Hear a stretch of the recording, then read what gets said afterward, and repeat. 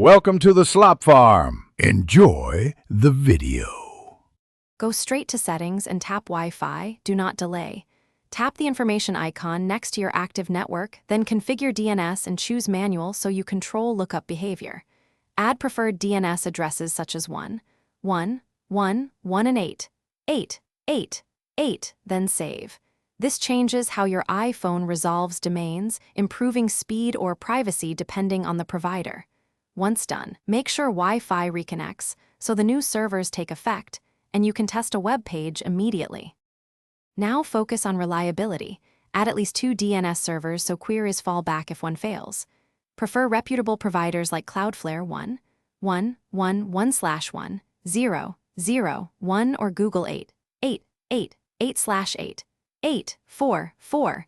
iPhone X will still use IP6 where supported, so use IP4 entries for broad compatibility. After saving, load a few sites and clear cache in Safari if needed to confirm change. If lookups are slow, swap providers to diagnose whether latency or filtering causes the issue. Finish by verifying connectivity.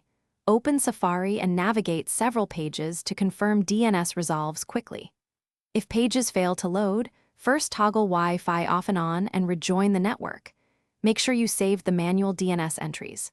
If problems persist, restart the iPhone X and, as a last resort, use Reset Right Arrow Reset Network Settings, which clears saved networks and forces fresh DNS negotiation. Troubleshooting tip.